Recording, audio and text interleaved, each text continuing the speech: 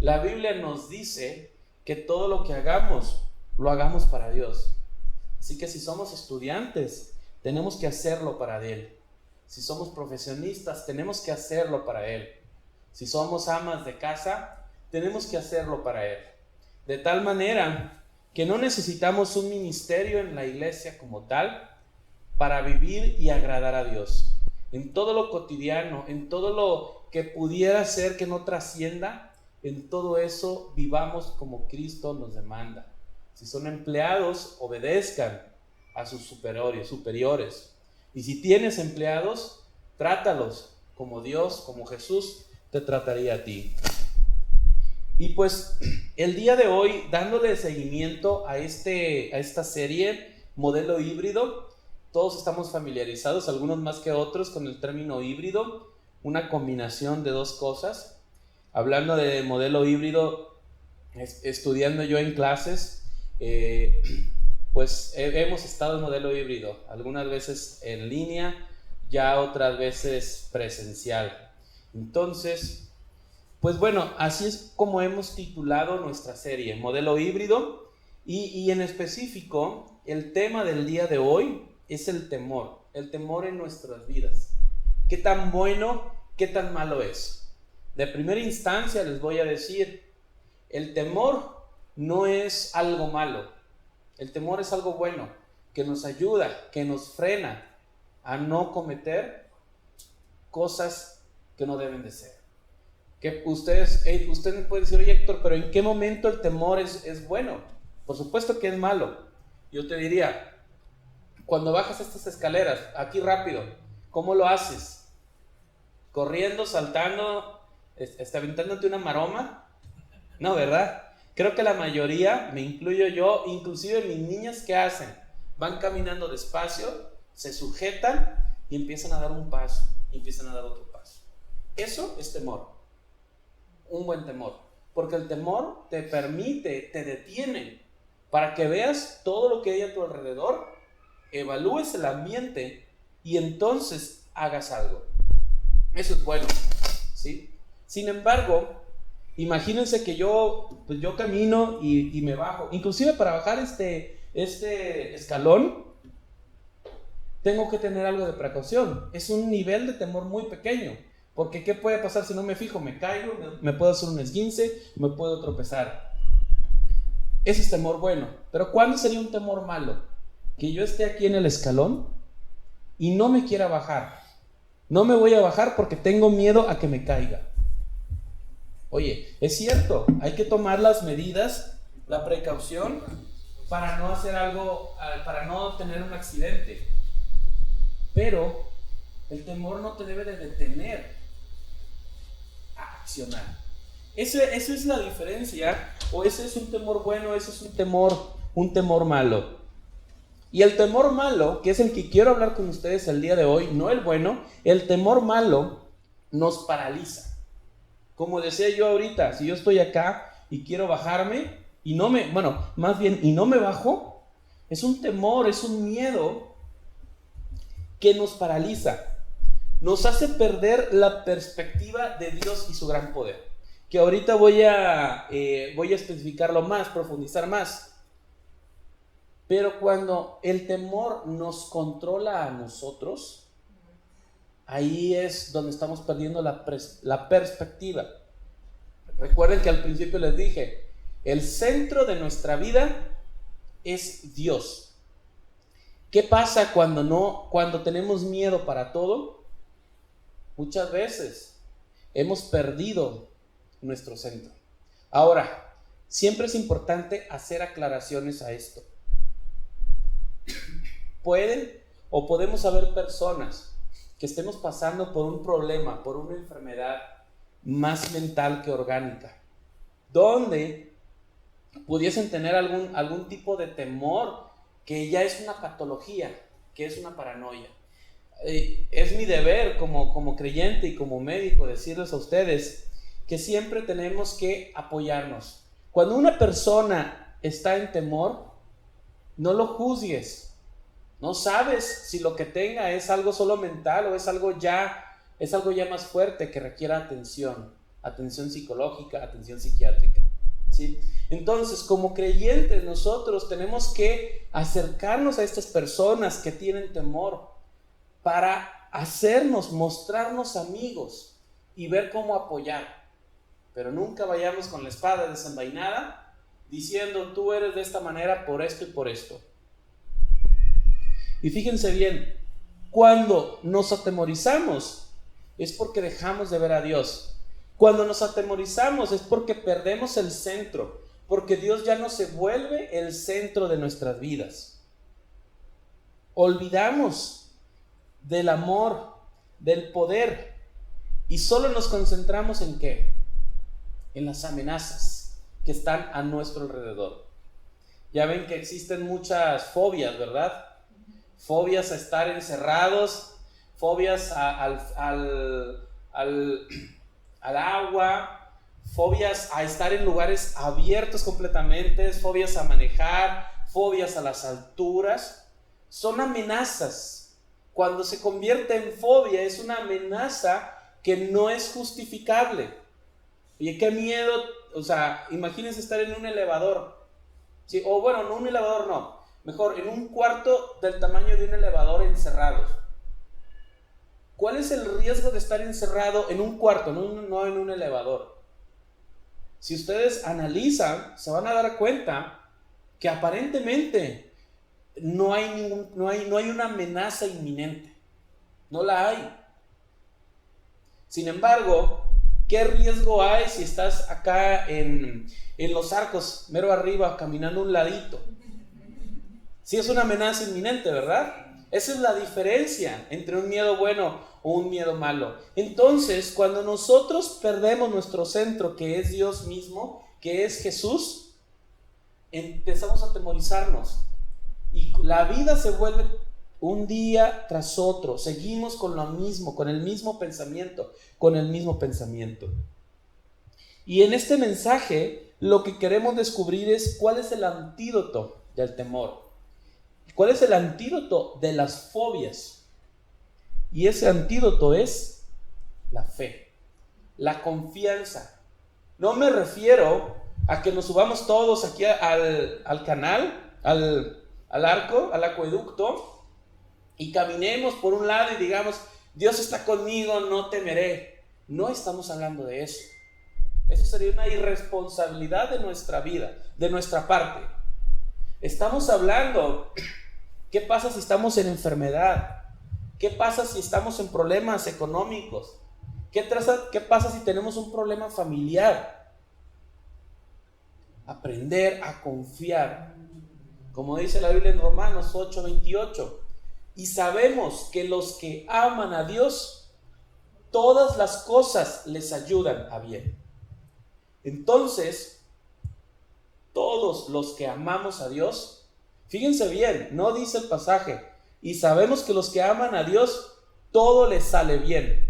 Y sabemos que los que aman a Dios nunca se enfermarán. Y sabemos que los que aman a Dios nunca van a tener un accidente, una muerte. No dice eso. Fíjense lo que dice. Todas las cosas les ayudan a bien. Al decir todas las cosas les ayudan a bien, hay una implicación en esa palabra todas. Porque tú pensarías, ¿qué cosas te ayudan a bien? A lo mejor pensarías salud, a lo mejor pensarías dinero, a lo mejor pensarías amistad, amor. Pero la Biblia, al decir la palabra todas, está englobando no solo las buenas, sino las malas experiencias que nosotros a nuestro criterio pudiéramos decir. Es fe, es la confianza en que a pesar de las adversidades, en que a pesar de los problemas, Dios está con nosotros. Y el antídoto del temor, como les menciono, es la fe. Hebreos 11:1. La fe es la confianza de que en verdad sucederá lo que esperamos. Es lo que nos da la certeza de las cosas que no podemos ver.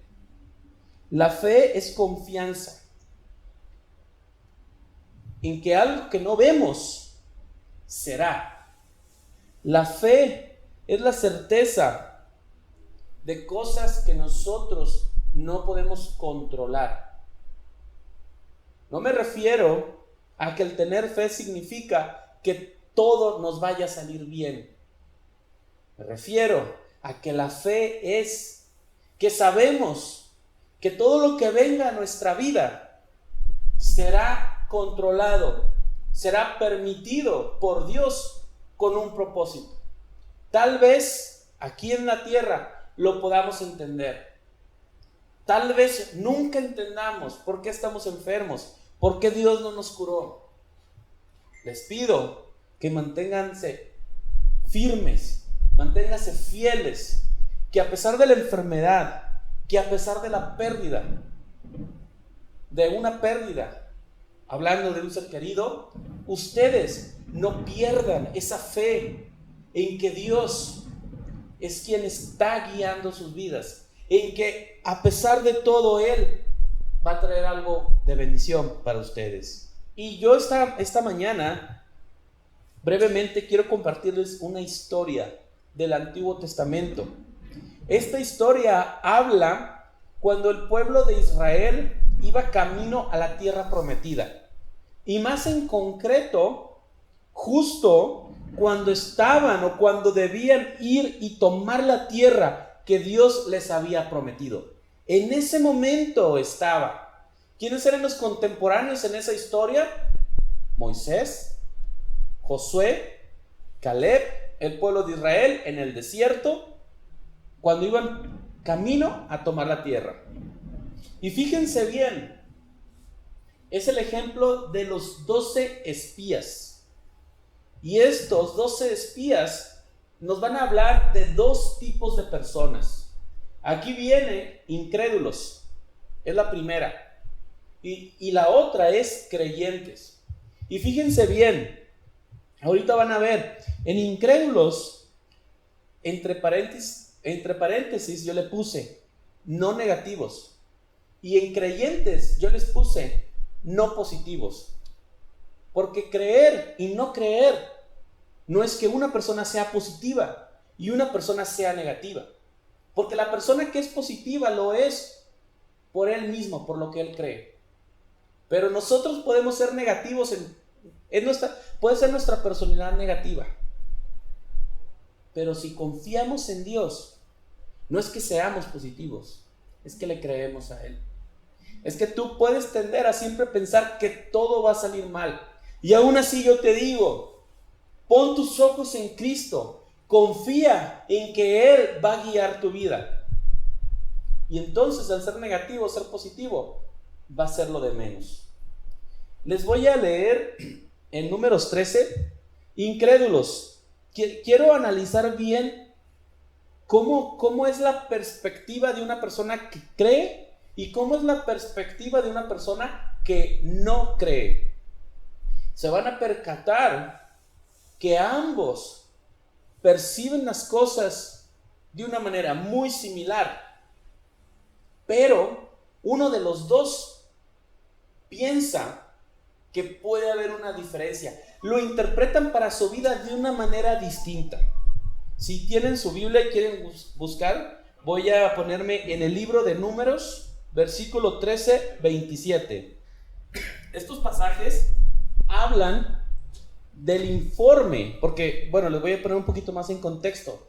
Moisés encomendó a 12 espías a que fueran a la tierra prometida y vieran cómo era la tierra, cómo eran las personas, cómo era el ambiente, cómo eran los pueblos. Sabían que Dios había prometido que les iba a dar una gran tierra, ¿sí? Entonces, los espías fueron enviados. Y fíjense el informe de los espías. Pero de los 12 espías, les dije que hay dos tipos de personas, dos tipos de espías. El primer tipo de espías es los 10 espías.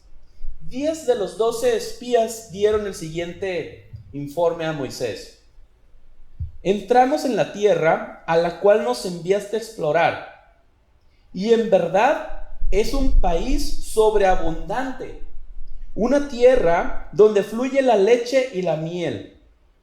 Aquí está la clase de frutos que allí se producen. Inclusive llevaron muestras, llevaron pruebas de los frutos que daba esa tierra. Y fíjense el versículo 28. Fíjense, ahí viene la diferencia de interpretación. Sin embargo, el pueblo que la habita, corrección, esta parte de este pasaje todavía viene siendo algo que ambos vieron y ambos se percataron. Fíjate el 28. Sin embargo, el pueblo que la habita es poderoso y sus ciudades son grandes y fortificadas. Hasta vimos gigantes allí, los descendientes de Anac. Luego fíjense lo que dice el versículo 29. Los amalecitas viven en el Negev, y los hititas y los jebuseos y los amorreos viven en la zona montañosa. Los cananeos a lo largo de la costa del Mediterráneo y a lo largo del valle del Jordán. Yo les pregunto, en esta primera parte del informe, ¿ven algo malo? ¿Algo negativo? Yo no necesariamente veo algo negativo. Veo una realidad. Ven una tierra próspera. Ven un pueblo próspero.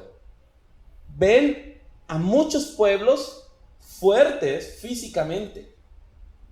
El problema no es que la gente, que veamos nuestras dificultades. De hecho, la fe, más adelante viene ese punto, pero la fe no significa cerrar tus ojos a tu realidad y decir, no estoy enfermo, no tengo escasez de dinero, no tengo trabajo, no voy a conseguir trabajo. Eso no es fe. Porque el que estos 10 espías vieran lo bueno y lo malo era algo normal. El problema es qué acción o qué actitud tomabas o tomaban ellos con esa información. Ahí radica la diferencia. Y fíjense bien, imagínense cuando ellos dijeron estas palabras, ¿qué habrá pensado toda la gente? Porque estos espías, este informe lo estaban dando al pueblo, no solamente a Moisés. Pues yo me imagino que el pueblo estaba asustado, y así lo va a decir ahorita. Fíjense en el versículo 30. Pero Caleb trató de calmar al pueblo que se encontraba ante Moisés. O sea, Caleb ya estaban, me imagino que todos gritando, todos enojados, todos asustados. Y ahorita les voy a decir por qué todo esto. Caleb dijo, vamos enseguida a tomar la tierra. Dijo, de seguro podemos conquistarla. Pero los demás hombres que exploraron la tierra con él no estuvieron de acuerdo. No podemos ir contra ellos. Son más fuertes que nosotros. ¿Había riesgos? Sí. ¿Era buena tierra? Sí, era buena tierra. ¿Pero qué dijeron los 10 espías? Que no saldrían vencedores. Y no solamente eso. No solamente se quedaron con el temor que ellos veían, sino que ese temor lo compartieron o lo transmitieron al pueblo. Entonces comenzaron a divulgar entre los israelitas el siguiente mal informe sobre la tierra. La tierra que atravesamos y exploramos devorará a todo aquel que vaya a vivir ahí. Todos los habitantes que vimos son enormes. Había gigantes, los descendientes de Anac. Al lado de ellos nos sentíamos como saltamontes y así nos miraban ellos. Aquí yo veo un problema. Si ustedes analizan estas palabras de estos 10 espías, ellos estaban mezclando la realidad y estaban adelantándose a un futuro. Entonces estaban haciendo sus propias conjeturas y a partir de sus conjeturas estaban tomando una decisión, porque dicen, devorará a todo aquel que vaya a vivir allí. ¿Cómo saben los espías que los van a devorar? ¿Acaso ya fueron? ¿Acaso ya los devoraron? Sí es cierto que eran gigantes, sí es cierto que a lo mejor los veían como saltamontes, que también es una conjetura porque no saben ellos si realmente pasaba eso. Posiblemente sí, pero el que digan, ahí nos van a matar, te estás adelantando al futuro. ¿Y qué están viendo los incrédulos? El riesgo, la bendición. Pero están perdiendo el centro. Bueno, aquí viene, probablemente ya lo leyeron, y ahorita que estamos todavía en tiempos de pandemia, es precisamente que muchas veces el temor es como el COVID, es como alguna enfermedad contagiosa, la cual, si tú la portas, la puedes contagiar a otros. Números 14, del 1 al 4, habla, si quieren ustedes lo leen en su casa, pero habla de cómo el pueblo judío tenía miedo, cómo los israelitas tenían miedo, cómo los israelitas se querían regresar a Egipto. Imagínense, ¿cuántos años no habían estado en el desierto? 40 años habían estado en el desierto. Y estaban considerando regresarse a Egipto. ¿Por qué? Por temor. Y ahora ustedes se preguntarán, pero qué absurdo. ¿A poco no vieron que se abrió el Mar Rojo?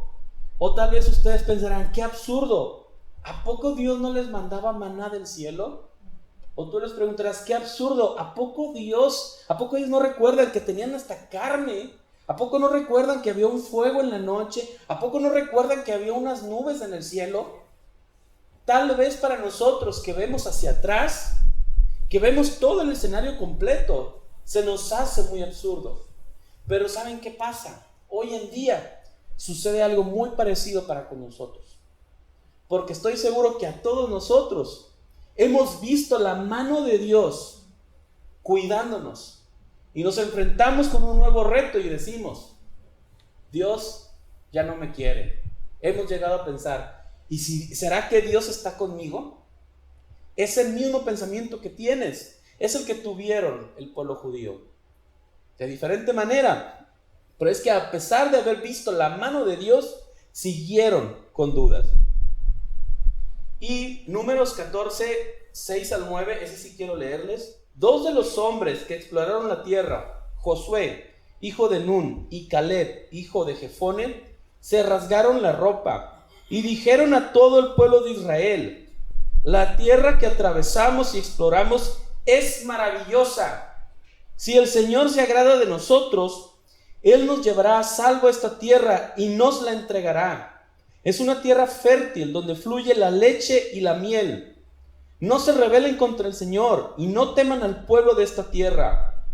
Para nosotros son como presa indefensa. Ellos no tienen protección, pero el Señor está con nosotros. No les tengan miedo. Los 10 espías no creyentes dejaron de ver a Dios. Se olvidaron que si el enemigo es fuerte, mayor es quien está con nosotros. Había riesgos, no los negaron. Era buena tierra, lo confirmaron. Pero también les recordaron al pueblo que Dios estaba de su lado y que por lo tanto no deberían de tener temor. Y si yo les mencionaba, si el temor es como el COVID, entonces la fe viene a ser como una vacuna. Pero no la CanSino, como una buena vacuna. Una buena vacuna que nos ayuda. Inclusive me agradó este ejemplo porque la vacuna no necesariamente te impide que tengas la enfermedad, sino te ayuda, te da fuerza para contrarrestarla. Y así es el temor. El que tú tengas temor no es malo. Pero recuerda que Cristo está contigo, que Dios está contigo y que no importa lo que venga, la vida nuestra está en las manos de nuestro Dios. ¿Cómo crecer en fe? Antes que nada, lee la palabra de Dios. Estudia la palabra de Dios. Escudriña la palabra de Dios. Ora. Platica con Dios. Coméntale todos tus miedos. Pero no vayas. Dios siempre te va a escuchar.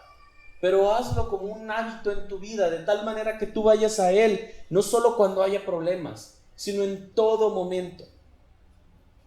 Recuerda que Dios está contigo. Recuerda que tu fe, a medida de que conoces de Dios, tu fe se fortalecerá más. Si tú quieres que Dios te dé fe, pídesela a Dios. pero lee la palabra de Dios, porque la palabra de Dios es poderosa. Ahorita hay un segundo punto que quiero comentarlo, pero lo voy a dejar un poquito más adelante. La fe es como un músculo y la palabra de Dios es como el gimnasio donde vas a hacer crecer tu músculo. La palabra de Dios es nuestra guía. La palabra de Dios no se tiene que adaptar a lo que cree la iglesia. La iglesia se debe adaptar a lo que dice la palabra de Dios. Y en práctica con nosotros, la palabra de Dios no se tiene que adaptar a lo que tú crees. Tú tienes que adaptarte a la palabra de Dios. Pero para que tú te adaptes a la palabra de Dios, debes conocerla. Y bueno, como punto, para terminar, el tener fe no significa que vas a ser curado de tu enfermedad.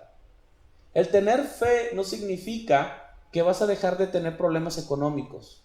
El tener fe no significa que vas a emprender y te va a ir bien. No, el tener fe es confiar en que aun que todo salga mal, estamos en la mano de Dios y será de bendición para nosotros. Eso es la fe.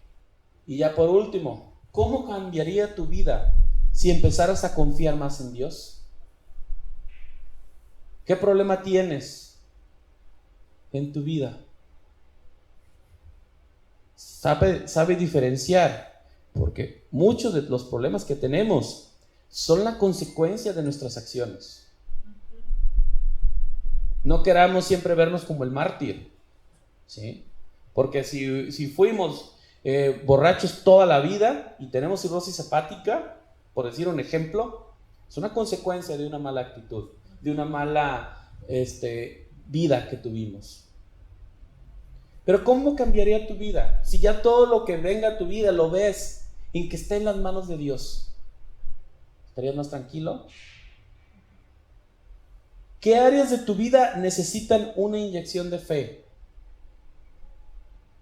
A lo mejor eres muy fuerte para controlarte en ciertos eventos. A lo mejor cuando se trata de tu familia, ahí sí te duele más. O a lo mejor cuando se trata de tu salud personal, también te afecta. Y ahora, ¿qué vas a hacer esta semana para recordar que Dios está contigo? Ahora sí que te lo diría, lo más básico. Agarra una hoja y ponla en donde estás más tiempo. Si estás en la cocina, si estás en la oficina, y ponle el versículo de Romanos 8:28. Sabemos que los que amamos a Dios, todas las cosas nos ayudan a bien. Memorízatelo, tenlo en tu mente siempre, recuérdalo siempre en todo momento. Lee su palabra, lee la palabra de Dios, estúdiala, profundiza en la palabra de Dios. Y está en constante comunicación de Dios. Eso es algo que tú puedes hacer sin necesidad de alguien más. Pero a ti, creyente, si sabes que alguien está pasando por una situación complicada de su vida, acércate a él, dale compañía, dale palabra, compártele, recuérdale lo que quizá ya sabe. Pero tal vez, como esos 10 espías, lo dejaron de ver. Porque esos 10 espías seguro que habían visto a Dios, pero su vista se les nubló y solo vieron el riesgo, solo vieron la amenaza. Y no sabían que más grande era Dios que cualquier amenaza. Y muchas veces nosotros somos o podemos ser como esos 10 espías. Nos espanta el adversario tanto que olvidamos que Dios está con nosotros. Fe en Dios, confianza en Dios, es lo que nos va a ayudar a salir y a seguir adelante. Y pues bueno, hermanos, les doy muchas gracias porque están acá con nosotros. Esto era el pasaje del día de hoy. He terminado.